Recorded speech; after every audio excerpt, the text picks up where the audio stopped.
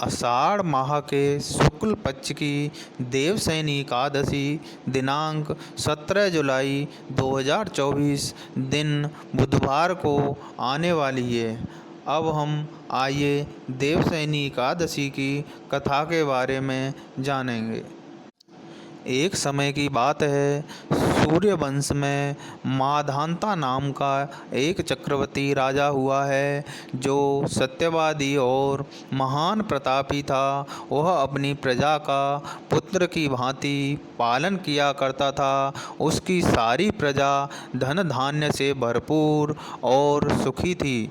उसके राज्य में कभी अकाल नहीं पड़ता था। एक समय उस राजा के राज्य में 3 वर्ष तक वर्षा नहीं हुई और अकाल पड़ गया। प्रजा अन्न की कमी के कारण अत्यंत दुखी हो गई। अन्न के न होने से राज्य में यज्ञादि भी बंद हो गए।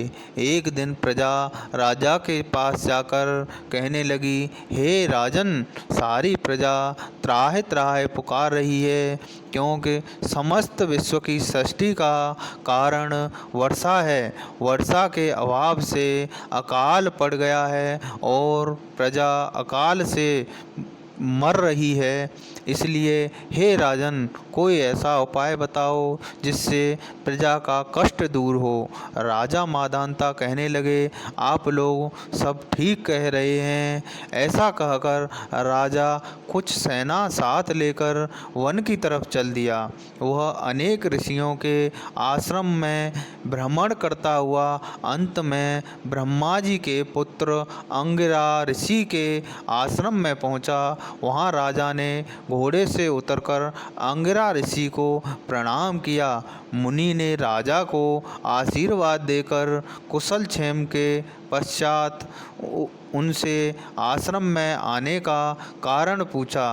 राजा ने हाथ जोड़कर विनती भाव से कहा, हे भगवान, सब प्रकार से धर्म पालन करने पर भी मेरे राज्य में अकाल पड़ गया है। इससे प्रजा का अत्यंत दुखी है। राजा के पापों के प्रभाव से ही प्रजा को कष्ट होता है। ऐसा शास्त्रों ने कहा है। जब मैं धर्मानुसार राज्य करता हूँ तो मेरे राज्य में अकाल कैसे पड़ गया, इसके कारण का पता मुझको अभी तक नहीं चल सका।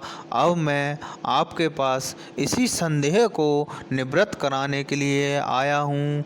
कृपा करके मेरे इस संदेह को दूर कीजिए। साथ ही प्रजा के कष्ट को दूर करने का कोई उपाय बताएं। इतनी बात सुनकर ऋषि कहने लगा, हे राजन, आषाढ़ मास के शुक्ल पक्ष की पद्मा नाम की एकादशी का विधि पूर्वक व्रत करो। व्रत के प्रभाव से तुम्हारा राज्य और वर्षा होने लगेगी और प्रजा सुख प्राप्त करेगी, क्योंकि इस एकादशी का व्रत सब सिद्धियों को देने वाला है और समस्त उपद्रवों का नाश करने वाला है। इस एकादशी का व्रत तुम प्रजा, सेवक तथा मंत्रियों सहित करो। मुनि के इस वचन को सुनकर राजा अपने नगर को वापस आया और उसने विधि पूर्वक पद्मा एकादशी का व्रत किया। उस व्रत के प्रभाव से वर्षा हुई और प्रजा को सुख पहुंचा। अतः इस मास की एकादशी का व्रत सब मनुष्यों को करना चाहिए। यह व्रत इस लोक में भोग और परलोक में मुक्ति को देने वाला है। इस कथा को पढ़ने और सुनने से मनुष्य के समस्त पाप नष्ट हो जाते हैं।